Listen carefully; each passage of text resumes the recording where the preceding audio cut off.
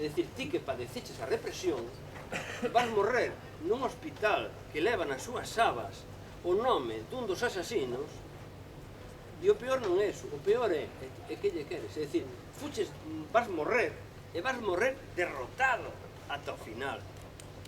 Iso é algo impensable nun país decente, e un país que non é decente é indecente. Entón, iso era... Bueno, cambio de tema para non...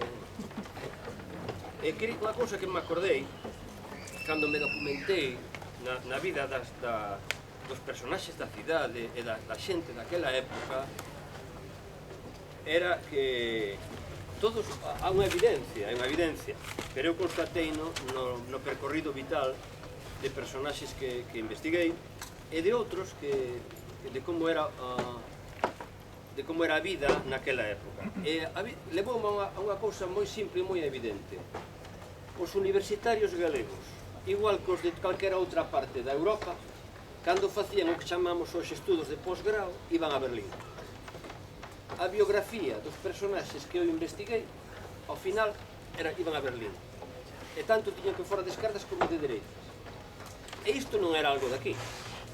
Berlín era, para entender a propia novela, o percorrido do personaxe e porque a novela é unha novela que trata da historia de Europa, en realidade, pois intenta explicar algo da historia de Europa, pois o percorrido a Berlín era o centro de toda unha rede arterial que articulaba ideolóxica, culturalmente, profesionalmente, económicamente e culturalmente toda Europa.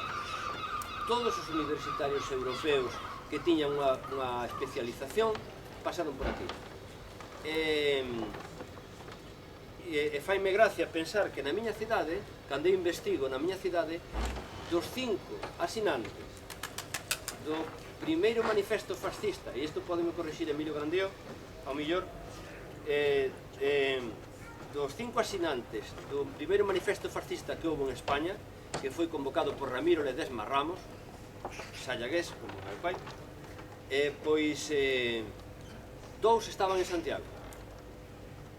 É dicir, a idea que nos trasladou o franquismo, porque claro, o problema é que sempre colonizamos o pasado, trasladamos ao pasado as ideas que temos do que é o presente, o pasado inmediato. Santiago, Galicia, España, estaba conectada con toda a rede europea desde o punto de vista profesional, económico e ideolóxico. E de feito, quen funda Falanxe en España é Vítor Muñoz, que chega de Madrid e que era un axente da Gestapo, casado cunha muller alemana nazi. É dicir, non só son procesos endóxenos. Desde o punto de vista político e organizativo, hai un papel moito máis importante do que se lle ten atribuído á Alemania nazi e as súas estrategias políticas e os seus intereses na creación de Falanxe Española e en certas decisións. Aparece unha estampa que aparece citada na novela de casualidade, pero un alemán que estaba aquí, efectivamente, neste mesmo pazo de Vendaña, onde está o Atlas, coa bola aí subida, ese mesmo día, o día 21, colocou a bandeira nazi. Neste mesmo edificio, cando saíamos pola porta, arriba de todo. É dicir, somos Europa, fomos Europa, e o que nos aconteceu foi un episodio da historia europea. O que acontece que logo a ideoloxía da autárquica nacionalista española do réximen de Franco creou unha conciencia de que foi un fenómeno noso e todo iso. Non, hai causas endóxenas, hai conflitos sociais endóxenos, pero, sin dúbida, cando se vai ao concreto e investigas, pero no concreto, as vidas e os feitos, encontraste coa conexión alemana, con Berlín. E xa está, creo que xa era. Insisto en que tedes a palabra, por favor, non nos deixedes que a... Eu, acabando co que dixo Suso, quería preguntarlle, porque hai un tema moi importante, efectivamente, nese concepto franquismo, que no ámbito do Estado español se enfrentaba unha España bárbara contra outra bárbara e ao final o resultado tiña que ser ese, que producto interno que eu creo que xogou máis no Estado español que aquí, porque aquí non houve guerra. desde 36, desde 5 días despois aos 6, unha represión feroz e asesinato e morte. Eso de que xa se sabe, España resolve as cousas e todos fan referencia ás tabollas, aos dibujos. Eu quería Suso, preguntarche por que a información que xa se ten hoxe non se insiste máis na conexión nazi, que en Galicia era moi potente, non só o caso da alemana de Compostela que lle daba de comer as palomas cando era maior e iba bella, e daba clases de alemán, e daba de comer as palomas na rúa do Vilar onde se poñía a censura do cine, que era o Calaco o Pazo de Armada, ali, donde hoxe en día está a Cogesa, bueno, ahora se chama Viar, para facer tamén creo. Como non se fai máis referencia aos agentes nazis que ca disculpa da tecnoloxía e da ciencia, moi especialmente nas centrales eléctricas e do Wolfram, pululaban por Galiza para crear toda a rede que vai a permitir a sublevación e o éxito da sublevación militar franquista con relativo éxito inmediato, con unha represión feroz, ferocísima, que aínda hoxe eu creo que nos costa asimilar o tempo. Bueno, a Encarna débolle tamén información de fontes orais, precisamente porque ela tamén ten memoria na súa familia, unha memoria moi directa da represión, e tamén con ela, a ela o que lle demandei tamén era quen foi, quen fixo. E algo interesante ao respecto é como por poñer o alcalde da cidade, por símbolo da cidade, Ángel Casal non deixou fillo. Non temos todos por que deixar fillos na vida cando marchemos daqui, pero desde o punto de vista das estirpes, desde o punto de vista da bioloxía, das propias ideas e das estirpes, isto é o exterminio das persoas ou a liquidación das familias. Isto é algo moi interesante, e isto sabe non se encarna, é dicir, a reducción das familias ou asesinadas ou reducidas a pobreza material, a pobreza psíquica, aos destrozos psíquicos e a liquidación. E a familias que non se continúan, familias que non teñen continuidade. É dicir, foron familias realmente que, como decía antes, as historias que hai que contar non son as dos pais, son as dos tíos. E agora, o dos nazis. Efectivamente, eu creo que vai emerxendo ese aspecto na historiografía cada vez máis. Na literatura tamén. Na literatura e na historiografía cada vez máis. Está emerxendo os estudos sobre o papel e da importancia estratégica que tivo o Wolfram na Galiza e no norte de Portugal, o Wolfram como un lugar estratégico nos mapas de recursos económicos cando o Estado central alemán que lóxicamente tiña toda Europa desde o Cáucaso aquí, e aquí era un lugar de importancia estratégica, pero concretamente polo Wolfram e pola importancia estratégica das rías, naturalmente, non? E iso cada vez estás a estudar máis. De feito, fíxome gracia que este chico que é historiador aficionado, Toxo Ramallo, volví a falar con el anos despois e estaba intentando facer algo sobre os submarinos. Fixo? Fíxate, sobre os submarinos alemáns ou iso e tal. E, bueno, pois, eu creo que pola lógica das cousas vai ser tal. Ora, a min, unha cousa que me quedou clara foi iso. É dicir, o que aconteceu aquí era parte dos conflitos que estaban dando, conflitos que en parte eran conflitos sociais, pero tamén conflitos de ideas, que estaban dando en toda Europa. E era un conflito de ideoloxías que estaban dando en toda Europa. E xa digo, o bibliotecario da universidade é un dos asinantes do primeiro manifesto fascista, que por outro lado, antes el mesmo declarar antes fora comunista. Pero bueno, é unha época particular.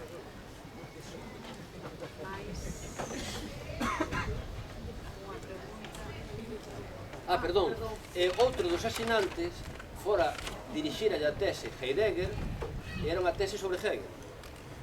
O sea que non hai, é así, mallao. E ainda podo decir máis. Bueno, non vou poder contar todo, non se pode contar. Conta.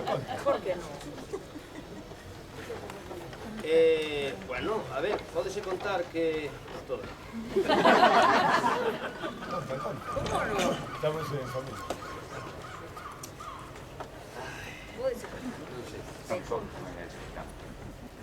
Non sei, mellor non. En realidade verdade creo que xa foi publicado en algún lado, sabes? Por iso, Pero non como sei. xa foi publicado, ahora contas. Bueno, o presidente da primeiro presidente do goberno galego recuperado da autonomía, que sabemos que máis, sabemos, me refiro, Sí, claro. que foi da Luftwaffe. Sí, sabemos, non? Bueno, Que non? É dicir, esta é a nosa historia. A nosa historia é que recuperada a autonomía, o primeiro presidente do goberno galego, pois fixo o servicio militar na Luftwaffe. E logo veu, esta é a nosa historia. Eso non... Pero tamén é a nosa historia que non saibamos iso. Eso tamén forma parte da nosa historia. Creo que aquí este Sí, era para... Boa tarde, era para mostrar unha pequena discrepancia. Sí. É no relativo a cando comentabas o reencontro co teu amigo, non? Que te facía sentir mal. Eu podo dicir todo o contrario. Eu tardei 30 anos e sabes que había sido compañero de pequeño dun dos paseadores, seguramente non de meu avó, pero si dos seus amigos. Que meus fillos xogaron cos netos tamén, ou cos bisnetos, cos paseadores. E que ahora mismo o tataraneto de meu avó está xogando con tataraneto seguro de un dos paseadores. Ves que a ti che costa decir nomes, dar datos e tal.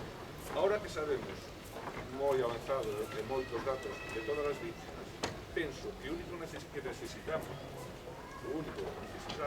é saber o que oculta. Eu parto dunha frase, é dicir, cada un, a honra non se hereda.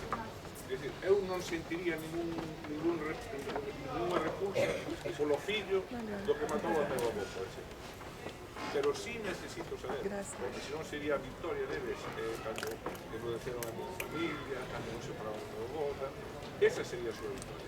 Pero eu quero saber quen non matou, xa nin por qué, pero sí quen non matou.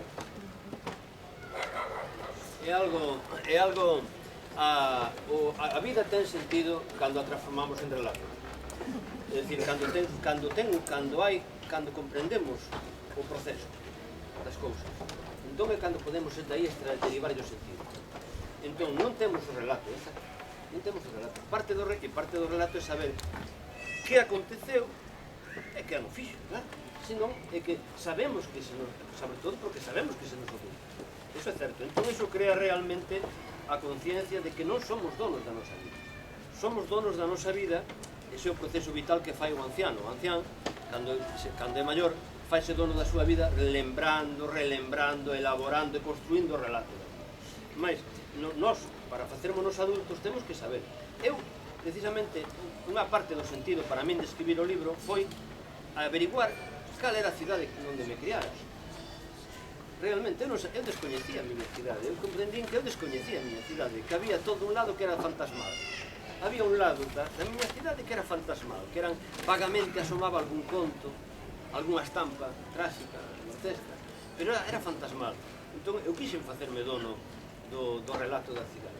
Eu douche razón totalmente, é dicir, eu creo que nós non herdamos os pecados nin os méritos dos nosos pais ou dos nosos avós.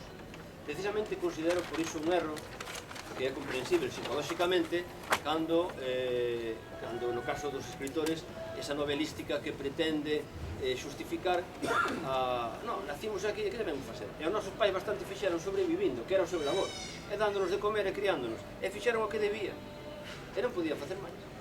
É dicir, agora ben, nós sí que temos outras obrigas de ser adultos, porque eles non puderon ser adultos, eles non se lle deixou ser persoas completas, enteiras, saberen todo, tiveron que vivir e tal.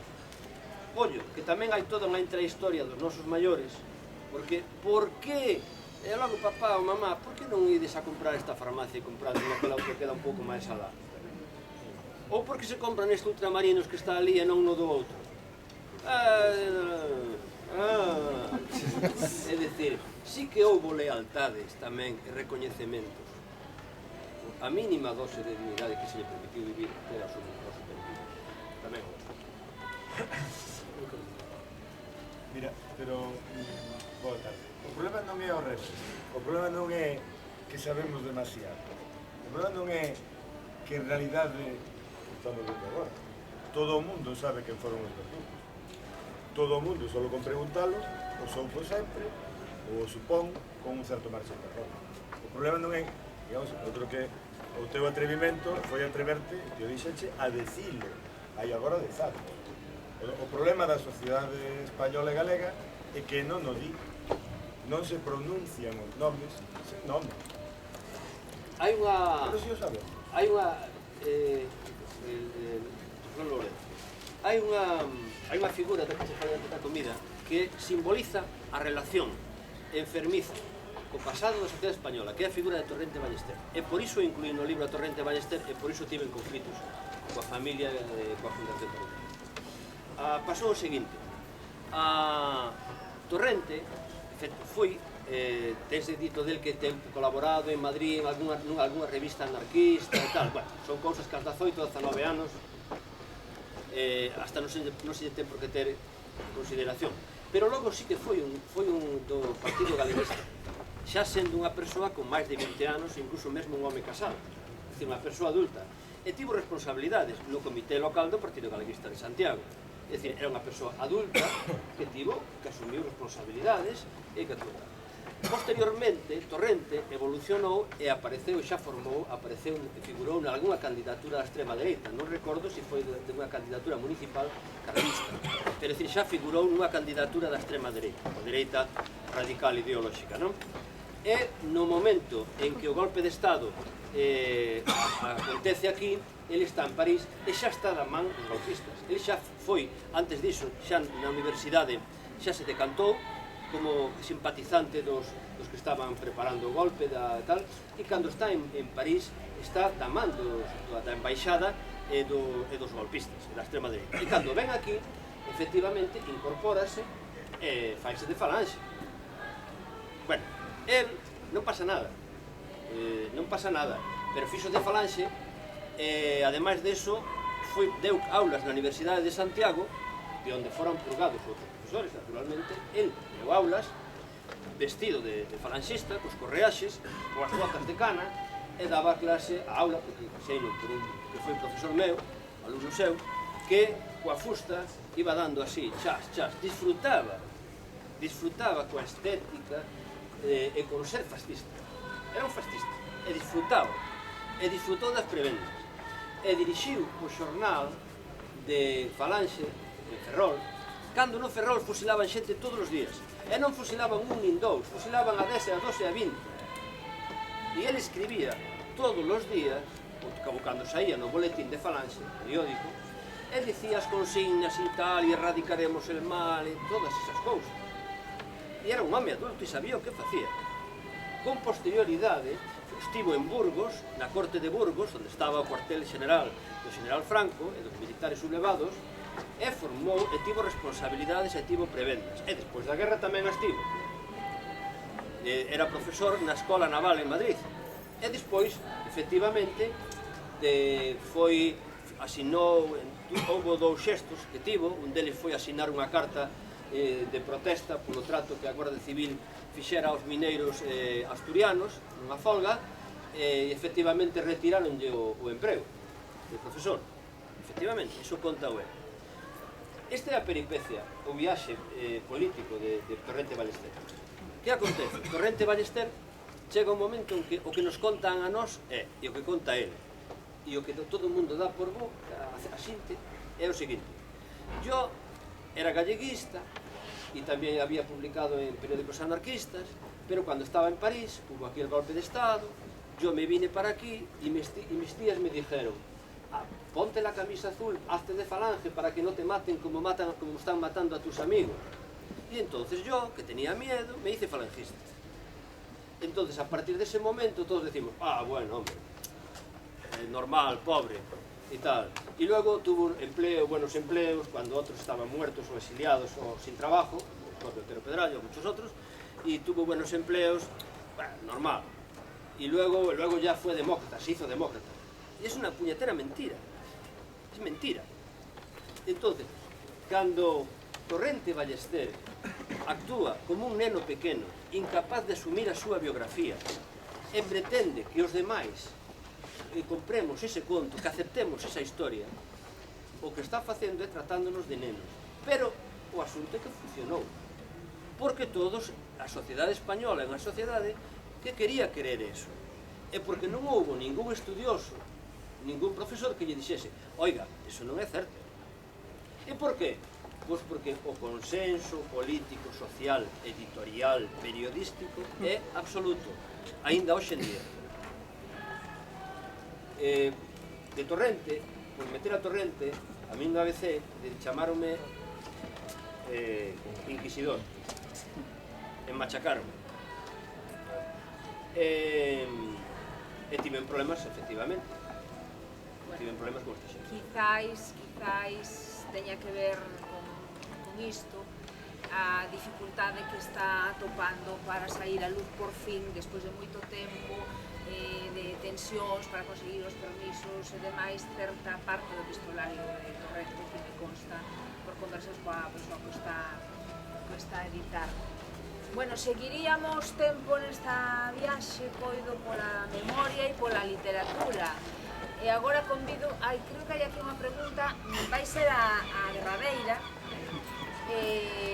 porque despois estamos convidados a viaxar non pola memoria e pola literatura, sino pola historia de Santiago a partir do 18 de xullo do 36, nunha viaxe pola que nos van guiar os comisarios da exposición que está aquí na piso de abaixo, Lourenzo e Antonio.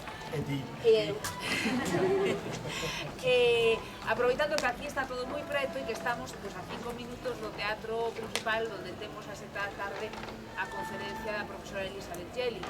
Douche a palabra desa responsabilidade de ti e Suso de pechar este acto e aproveito xa para agradecervos a vosa